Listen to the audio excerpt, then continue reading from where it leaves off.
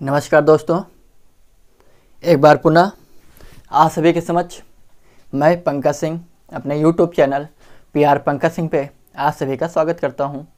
जैसा कि हम ROARO का बैच की शुरुआत कर चुके हैं, उसी में टाइम टेबल के अकॉर्डिंग मंडे और ट्यूसडे को हम आपको विज्ञान की क्लासेस देने के वादा किए थे।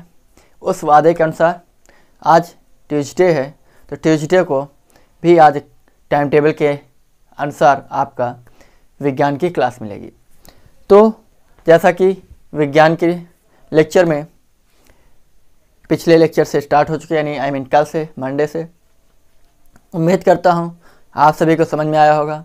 उसमें कुछ भी ऐसा पॉइंट नहीं था जो कि आपके एग्ज़ाम पॉइंट ऑफ व्यू से इम्पॉर्टेंट हो, बशर्ते किसी भी सब्जेक्ट को शुरू करने से पहले उसका परिचय देना इम्पोर्टेंट्स होता है, इसलिए वहाँ पर मैंने इसका परिचय इंट्रोडक्शन दिया है। तो चलिए आज से एक अच्छे कंटेंट के साथ हम विज्ञान की क्लासेस शुरू करते हैं। जैसा कि मैंने आपसे बताया था कि जो 3 विज्ञान हैं, 3 पार्ट्स हैं विज्ञान के, बायोलॉजी यानी जीव विज्ञान, केमिस्ट्री यानी रसायन विज्ञान, फिजिक्स यानी भौतिक विज्ञान। इन तीनों में सबसे पहले जिस विज्ञान का हम अध्ययन करेंगे वो है जीव विज्ञान, बायोलॉजी। तो बायोलॉजी का हम अध्ययन करते हैं आज से।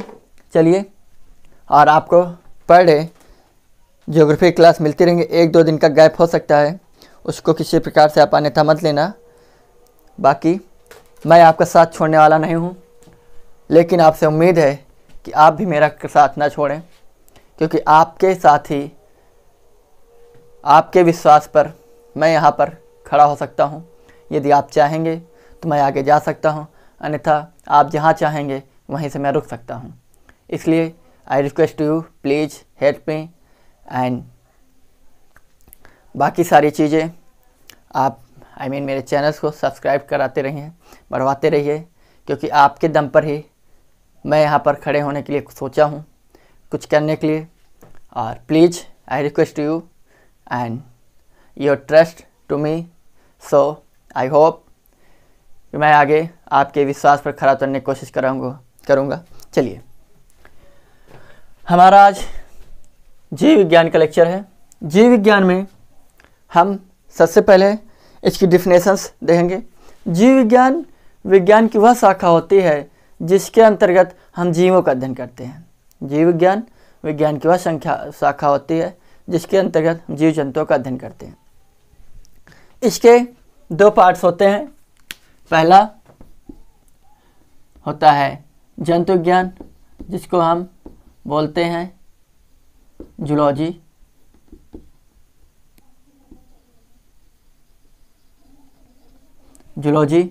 दूसरा होता है आपका वनस्पति विज्ञान।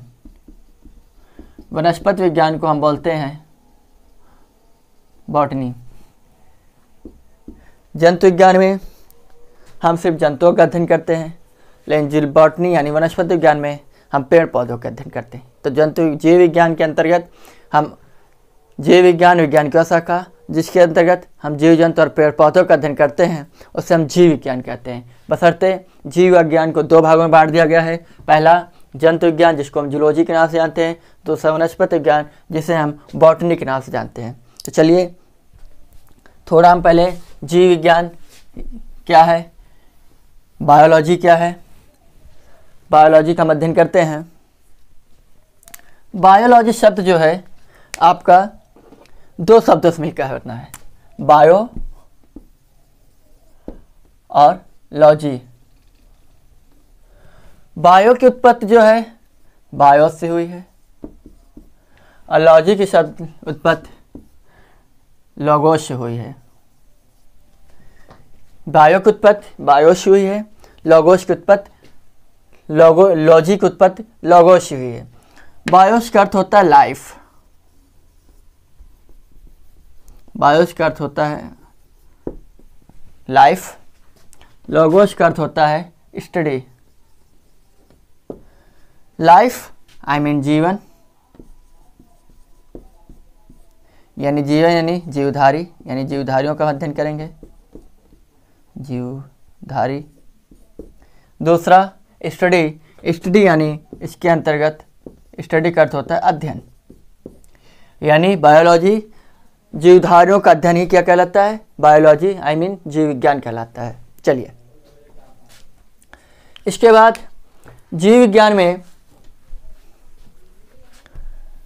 यदि आप देखें जीव विज्ञान के अनुसार तो जीवन की उत्पत्ति जो है 3.8 अरब वर्ष पूर्व आर्कियोलॉजी युग में हुई थी, आर्कियोजोइक युग में हुई थी, आर्कियोलॉजी नहीं सॉरी आर्कियोजोइक। जीवन की उत्पत्ति 3.8 अरब वर्ष पूर्व आर्कियोजोइक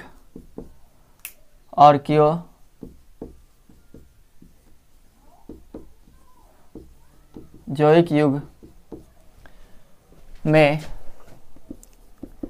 आदि सागर आपका अफ्रीका में पड़ेगा, आदि सागर में हुई थी।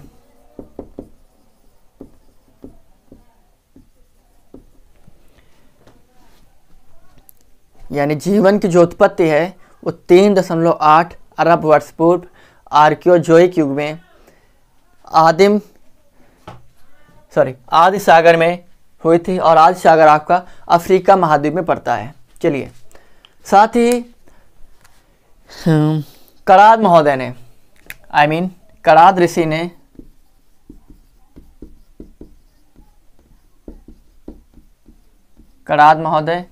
कराद ऋषि ने सबसे पहले बताया था कि ब्रह्मांड में प्रत्येक वस्तु सूक्ष्म कणों से मिलकर बनी है। कराद ऋषि महोदय ने बताया था कि ब्रह्मांड में प्रत्येक वस्तु सूक्ष्म कणों से मिलकर बनी है। उसके बाद जो है IA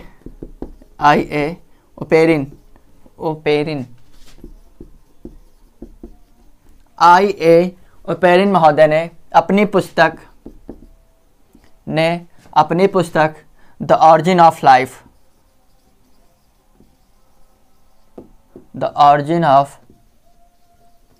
लाइफ जो कि 1924 में प्रकाशित हुई थी, उसमें उन्होंने बताया कि जीवधारियों की उत्पत्ति के बारे में उन्होंने उसमें बताया है। यानी the origin of life, origin यानी उत्पत्ति, लाइफ यानी जीवन, यानी जीवन की उत्पत्ति यानी जीवधारियों की उत्पत्ति के बारे में उनकी पुस्तक है IA ओपेरिन महोदय की द ऑरिजिन ऑफ लाइफ। इसमें इन्होंने जीवों की उत्पत्ति के बारे में विधिवतपूर्ण बताया है, और ये पुस्तक इनके 1924 में आई थी। उसके बाद जीवधारियों के लक्षण, अर्थात जो जीवधारी हैं उनके लक्षण क्या होते हैं, उनके लक्षण के अनुसार कैसे आप जानेंगे क्या क्या होते हैं। तो सबसे पहले हम देखते हैं जीवधारियों के लक्षण। जीवधारियों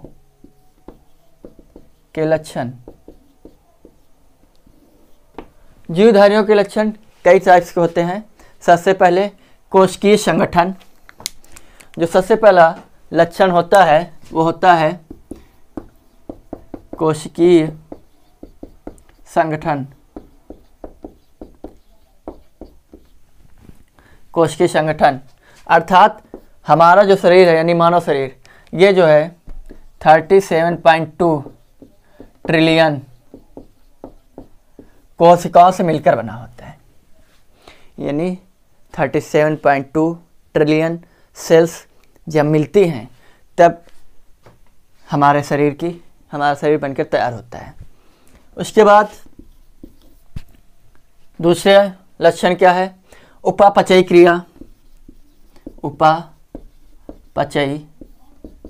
क्रिया जिसे बोलते हैं मेटाबॉलिज्म।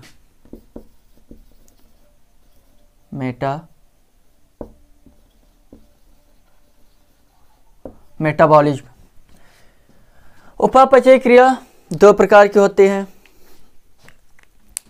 उपापचय क्रिया होती क्या है ये जान लें। शरीर के अंदर समस्त जैविक रासायनिक क्रियाओं के, शरीर के अंदर समस्त जैविक रासायनिक क्रियाओं को उपापचय क्रिया कहते हैं। अर्थात शरीर के अंदर जितनी भी जैविक और रासायनिक क्रियाएं होती हैं उन सभी को हम उपापचयी क्रिया कहते हैं, अर्थात मेटाबॉलिज्म उन्हें कहते हैं। मेटाबॉलिज्म 2 टाइप्स के होते हैं। पहला जो होता है उपाचय अर्थात कैटाबॉलिज्म।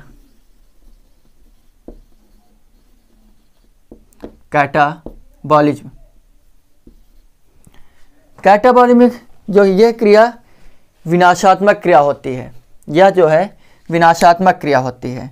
अर्थात जैसे आपका उत्सर्जन और श्वसन ये जो क्रियाएं होती हैं ये विनाशात्मक क्रियाएं होती हैं। दूसरा जो होता है वो होता है अपाचय। उपापचय की 2 क्रियाएं होती हैं, उपाचय और अपाचय। अपाचय यानी एनाबॉलिज्म।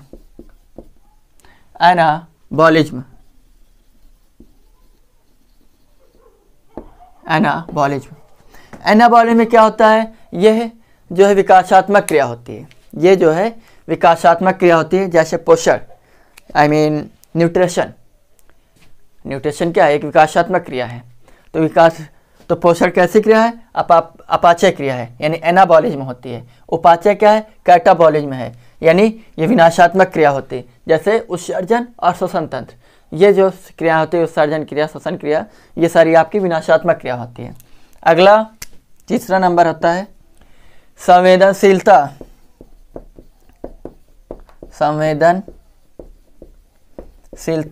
अर्थात सेंसिटिविटी।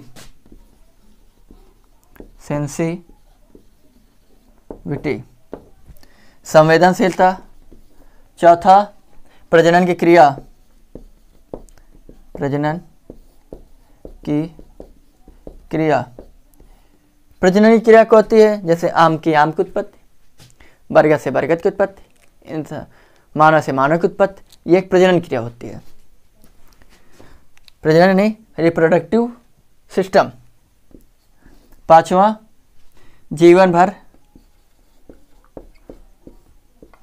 भर वृद्धि और विकास। अर्थात आप खुद देखते हैं जन्म से लेकर मृत्यु तक कुछ ना कुछ विकास, कुछ ना कुछ वृद्धि होती ही रहती है। इसलिए ये जो क्रियाएं हैं ये सारी जीवधारियों के लक्षण होते हैं। सूक्ष्म जीव, बड़ा से बड़ा जीव, जो भी कुछ है उसमें ये क्रियाएं पाई जाती हैं। तो इसीलिए उसका आप खुद ही देखते हैं, आप अपने आप में स्वयं देखिए कि जीवन भर वृद्धि और विकास के लक्षण होते हैं। छठा पाचन क्रिया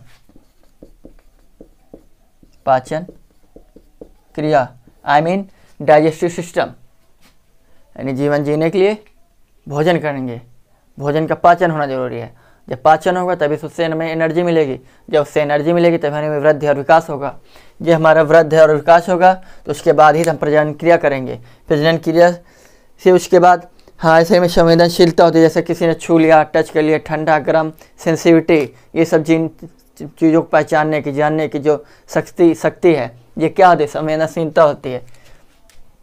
उपापचय क्रिया के अंतर्गत समस्त क्रियाएं होती हैं, यानी शरीर के अंदर जो भी कुछ जैविक और रासायनिक जो भी क्रियाएं होती हैं उन्हें हम क्या कहते हैं, उपापचय कहते हैं। उपापचय क्रियाओं की यानी मेटाबॉलिज्म के 2 पार्ट होते हैं, कैटाबॉलिज्म या एनाबॉलिज्म। कैटाबॉलिज्म जो विनाशात्मक क्रिया होती है, जैसे उत्सर्जन और श्वसन। अपाचय क्या होता है, एनाबॉलिज्म यानी आपकी एक विकासात्मक क्रिया होती है, जैसे कि आपका न्यूट्रिशन यानी पोषण। उसके बाद कोश की संगठन 37.2 ट्रिलियन सेल्स से मिलकर हमारा शरीर बनता है। सेल्स से टिश्यूज से हमारे ऑर्गन्स से हमारी बॉडी। क्लियर, कोश का से ऊतक से शरीर के अंग से उसके बाद हमारा शरीर बनता है। क्लियर, तो ये है समस्त क्रिया, ये है जीवधारियों के लक्षण। आगे देखते हैं।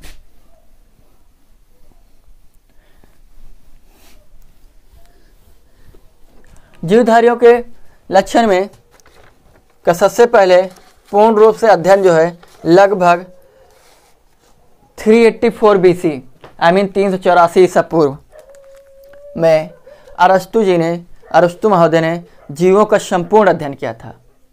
384 ईसा पूर्व यानी 384 BC में अरस्तु महोदय ने जीवधारियों का संपूर्ण अध्ययन किया था, इसीलिए इन्हें जीव विज्ञान का पिता यानी जनक कहते हैं, father of biology I mean अरस्तु। चलिए देखते हैं। लगभग 384 BC या ईसा पूर्व में अरस्तु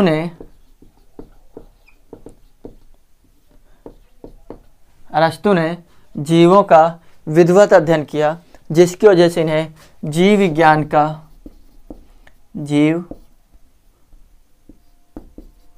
विज्ञान का पिता या जनक कहते हैं। ठीक है। उसके बाद बायोलॉजी जो आपका शब्द है, बायोलॉजी शब्द जो है लैमार्क और ट्रेविरेनस ने दिया था सर्वप्रथम, यानी बायोलॉजी शब्द की सर्वप्रथम शुरुआत जो है लैमार्क और ट्रेविरेनस ने की थी।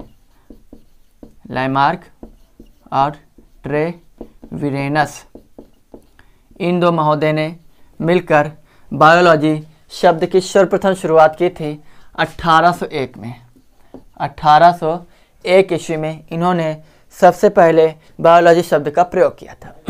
उसके बाद कोशिका विज्ञान, सबसे पहले जीव विज्ञान के अंतर्गत हम कोशिका विज्ञान का अध्ययन करेंगे। चलिए पढ़ते हैं। सेल बायोलॉजी, कोशिका विज्ञान।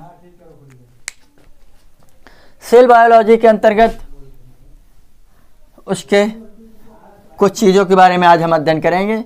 उसके बाद अगले लेक्चर में आपको विधिवत डायग्राम बनाकर चीज़ों को समझाया जाएगा और तथ्य वाइज आपको बताया जाएगा। चलिए देखते हैं। सबसे पहले सेल बायोलॉजी।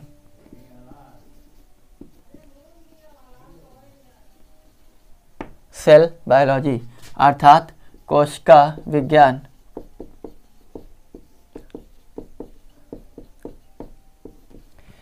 कोशिका का अध्ययन हम साइटोलॉजी में करते हैं। कोशिका का अध्ययन हम साइटोलॉजी में करते हैं। इसका अध्ययन जो है हम साइटोलॉजी में करते हैं। साइटोलॉजी में करते हैं। Cyto I mean cell, logy यानी लॉगोस। ठीक। सेल का अर्थ होता है स्मॉलेस्ट रूम, स्मॉलेस्ट रूम अर्थात हमारे शरीर, हमारे बॉडी के जो सेल्स हैं उनका यदि हम देखें तो सबसे छोटे छोटे रूम होते हैं। उन छोटे छोटे रूमों से मिलकर एक बड़े रूम का निर्माण करते हैं। बड़े रूम से कई सारे रूमों का निर्माण होता है और कई सारे रूम मिलकर एक घर का निर्माण करते हैं। अर्थात सेल से टिश्यूज का निर्माण होता है। टिश्यूज से बॉडी पार्ट्स यानी ऑर्गन्स का निर्माण होता है। उसके बाद हमारी बॉडी का निर्माण होता है। क्लियर। लॉगोस यानी स्टडी। क्लियर। कोशिका आकार और प्रकार में भिन्न भिन्न होती हैं। कोई निश्चित आकार नहीं होता है, क्योंकि छोटी बड़ी कुछ भी हो सकती है, इसलिए उनका जो आकार है और वो और प्रकार भिन्न भिन्न होते हैं। चलिए पॉइंट वाइज हम पढ़ते हैं। यानी कोशिका का अध्ययन हम किस में करते हैं? साइटोलॉजी में। अक्सर पूछा जाने वाला क्वेश्चन है। और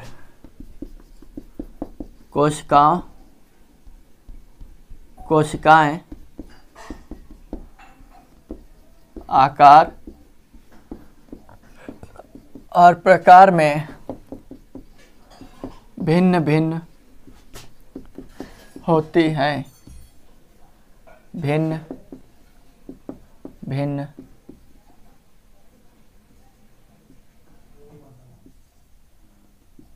होती हैं। साथ ही कोशिका सजीवों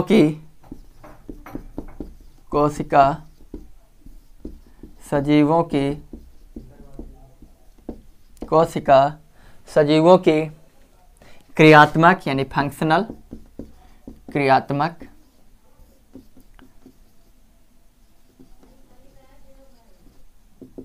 फंक्शनल और संरचनात्मक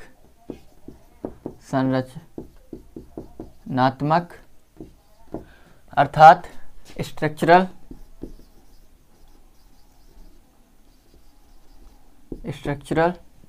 और मूलभूत इकाई होती है। मूलभूत इकाई यानी फंडामेंटल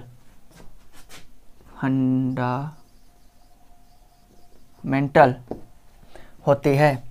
यानी कोशिका सजीवों की क्रियात्मक, संरचनात्मक और मूलभूत इकाई होती है। मानव शरीर में लगभग ह्यूमन बॉडी में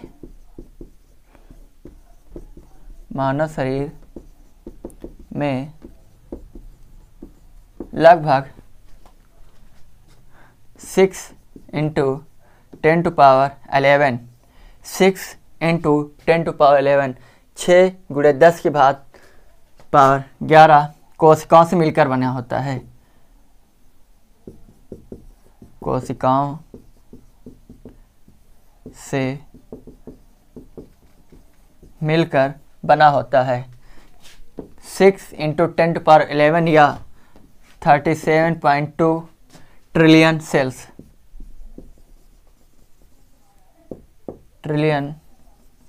सेल्स से हमारे मानव शरीर बना होता है। हमारा शरीर, क्योंकि हम मानव ही तो हैं। कोशिका स्वजनन क्रिया पर आधारित होती है। यानी कोशिका बनती है, नष्ट होती है, बनती है, नष्ट होती है, यानी स्वजनन होता है उसका, सेल्फ प्रोडक्टिव होती है। तो इसलिए कोशिका स्वजनन क्रिया पर आधारित होती है। चलिए, ये हुआ। अब हम देखते हैं कोशिका क्या चीज़ है। यानी कोशिका से बॉडी बनती है, पार्ट्स बनते हैं, कैसे नई बॉडी का निर्माण होता है, स्टैंड होती है, ये सारा सिस्टम। सबसे पहले सेल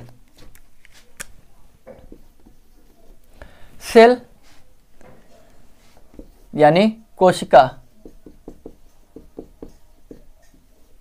सेल कोशिका। चलिए,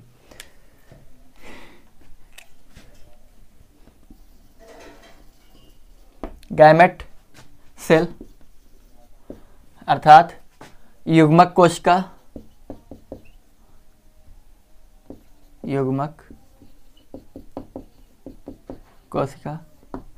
गैमेट सेल एक होता है फीमेल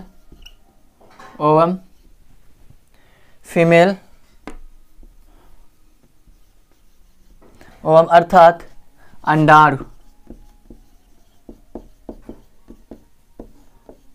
गैमेट दूसरा मेल स्पर्म अर्थात शुक्राणु।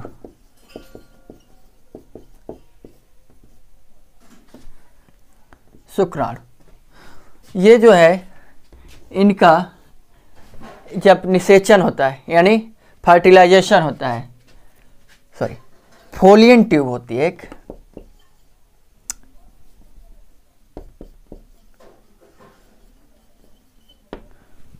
फोलियन ट्यूब अर्थात डिंब वाहिनी नलिका के बाद फर्टिलाइजेशन होता है।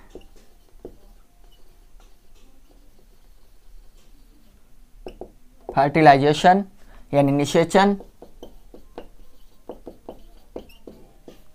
निषेचन के बाद इसमें होता है जाइगोट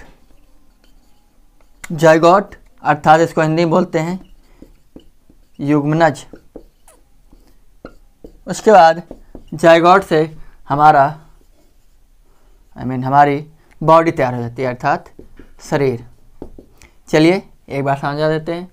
गैमेट सेल यानी जब कोशिकाओं का युग्मक बनता है, यानी जब कोशिकाएं इकट्ठा होती, कलेक्ट होती हैं, उसके बाद फीमेल ओवम यानी इसके गैमेट मैंने लिख दिया, सॉरी, गैमेट होता है GMAT, गैमेट सेल यानी युग्मक कोशिका।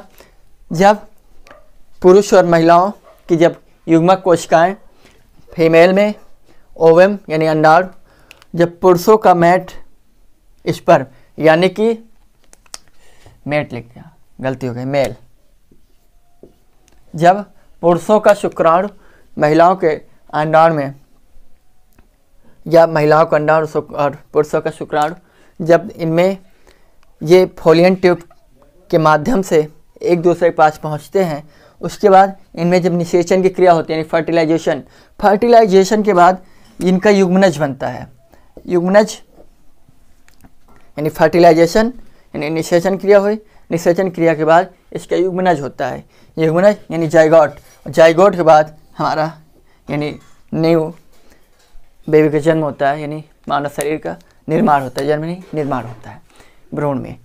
तो ये सारी क्रिया जो है सेल के तहत होती है, यानी सेल, गैमेट सेल यानी युग्मक कोशिकाएं कलेक्ट होती हैं, उसमें फीमेल का ओवम और मेल का स्पर्म आपस में जब इनका डिंब वाहिनी में यानी फोलियन ट्यूब में ये क्रिया होती है, उसके बाद निषेचन क्रिया के तहत ये जायगोट का निर्माण करते हैं। जायगोट के बाद यानी युग्मनज के बाद संपूर्ण शरीर का निर्माण होता है, ये क्रिया होती है।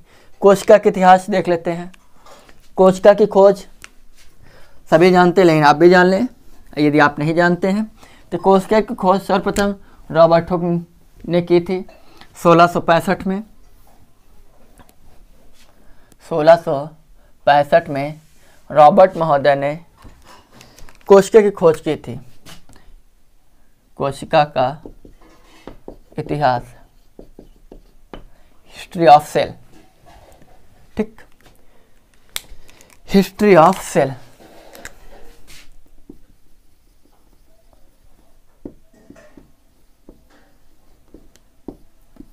अर्थात कोशिका के इतिहास। तो कोशिका की खोज सर्वप्रथम रॉबर्ट हुक महोदय ने 1665 में किया था, और इनकी पुस्तक है माइक्रोग्राफिया।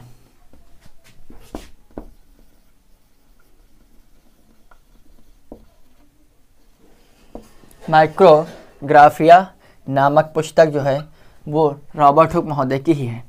माइक्रोग्राफिया कोशिका का अध्ययन मिलता है, यानी कोशिका का जो अध्ययन है वो माइक्रोग्राफिया पुस्तक से ही मिलता है। और कोशिका का अध्ययन किस में करते हैं? साइटोलॉजी में, यानी कोशिका का जो अध्ययन है वो साइटोलॉजी कहलाता है। साथ ही सेलुलोज, सबसे पहले कोशिका के लिए इस शब्द का प्रयोग किया गया था। रॉबर्ट महोदय ने सेल शब्द का इस्तेमाल नहीं किया था, उन्होंने सेलुला शब्द का इसका प्रयोग किया था।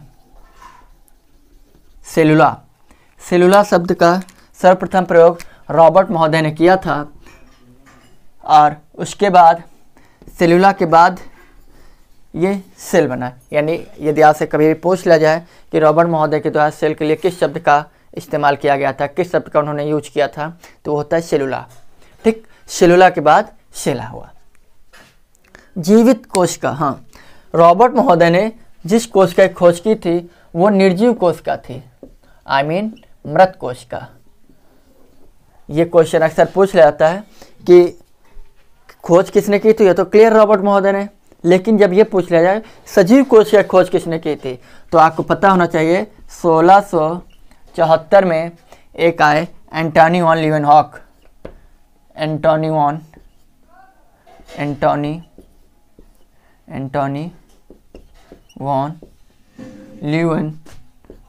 लीवेनहॉक महोदय ने 1674 में सजीव कोशिका की खोज की थी। कोशिका सिद्धांत यानी सेल थ्योरी जो है दो लोगों ने मिलकर दी थी, श्वान और स्लाइडेन अर्थात सेल थ्योरी,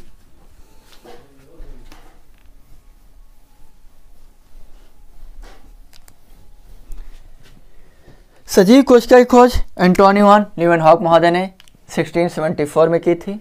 वहीं पर आपके सेल थ्योरी यानी कोशिका सिद्धांत, इसको जो है दो लोगों ने दिया था। पहले थे थियोडोर स्वान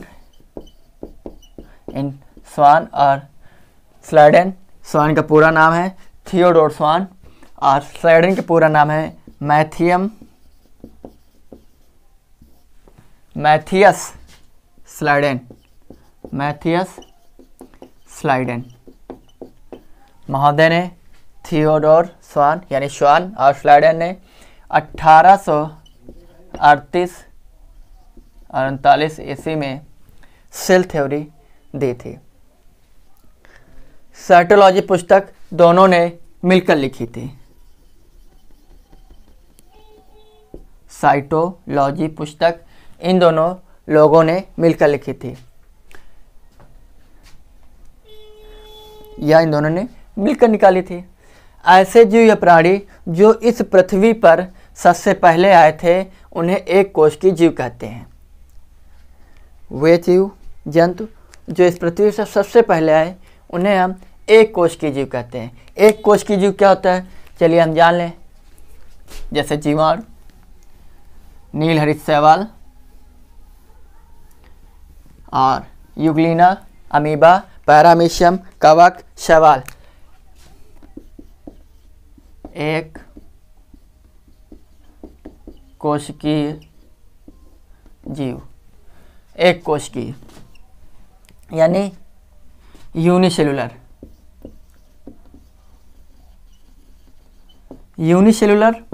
अर्थात एक कोश की जीव। एक कोश की जीव उन्हें कहा गया जो पृथ्वी पर सबसे पहले आए। पृथ्वी पर जो सबसे पहले आए उन्हें हम एक कोश की जीव कहते हैं। जैसे जीवाणु, नीलहरित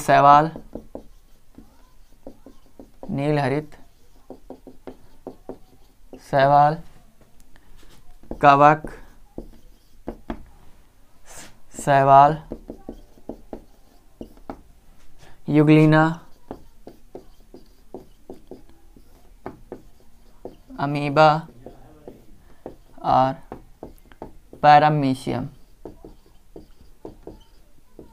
ये जो है एक कोश की जीव ETC के अंतर्गत आते हैं। बहुकोश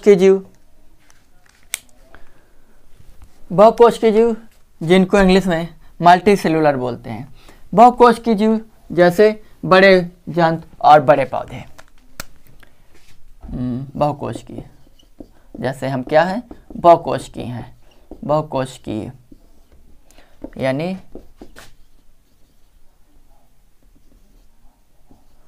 मल्टी सेलुलर अर्थात जितने भी पृथ्वी पर बड़े जंतु और बड़े जीव जंतु और बड़े पौधे पाए जाते हैं वो सारे के सारे मल्टी सेलुलर के अंतर्गत आते हैं। कोशिकांग की खोज 1831 में, केंद्रक की खोज यानी कोशिकांग के अंतर्गत यानी कोशिका के अंतर्गत कौन से अंग आते हैं, कोशिकांग यानी कोशिका के अंग, इन सभी का अध्ययन हम कल से यानी अगले लेक्चर में करेंगे यानी इसके टर्म में। तो आज के लिए अपने लेक्चर को आज हम वहीं विराम देते हैं जिसमें से हमने सिर्फ कोशिका के इतिहास और जीव विज्ञान के परिचय मैंने दिया है। तो उम्मीद करते हैं आप सभी को समझ में आएगा। और मेरी बात का ध्यान देना कि प्लीज़ हम अगर आप यहाँ पर खड़े हुए हैं तो आप सभी के लिए खड़े हुए हैं। तो मैं उम्मीद करता हूँ कि आप सभी मुझे यहाँ खड़े रहने के काबिल रखेंगे।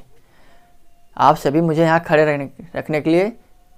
रहने के लिए आप सभी अपना पूरा सपोर्ट देंगे ताकि हम यहाँ पर खड़े होकर अपने लेक्चर्स, अपने चैनल्स के माध्यम से आप सभी को एक अच्छा कंटेंट मिलता रहे, इसके लिए आप सभी की जिम्मेवारी है कि प्लीज़ कि आप मुझे सहयोग दें, अपना ज़्यादा से ज़्यादा लाइक करें, सब्सक्राइब करें और प्लीज़ लाइक सब्सक्राइब करने के बाद आप व्यूज़ भी दें, यानी देखें भी। उससे क्या होता है, जो चैनल होता है ना वो प्रमोट होता है। जो बात है आप सभी को पता है, क्लियरली पता होना चाहिए कि हर बंदे का एक ही मकसद होता है, ज़िंदगी में आगे बढ़ना। वही मेरा ही मकसद है, मैं भी आगे बढ़ना चाहता हूँ। उसके लिए आप सभी को मुझे सपोर्ट करना होगा, आप सभी को सहयोग देना होगा। Please I request you and I trust you. मुझे आप पे विश्वास है कि आप सभी मुझ पे विश्वास कर रहे हैं और बाकी लोगों को भी विश्वास करने के लिए प्रेरित करें, ताकि वो मुझ पे विश्वास करें। और मैं 100% देने की कोशिश करता हूँ कि अच्छा कंटेंट दूंगा यहाँ पर एक फ्री चैनल पे। बाकी कुछ कहने की ज़रूरत नहीं है। हमारे लेक्चर्स आप देख रहे हैं, बाकी लोगों को भी दिखा सकते हैं। तो चलिए आज हम ये विराम लेते हैं। आप सभी का बहुत बहुत धन्यवाद। Thank you. जय हिंद, जय भारत।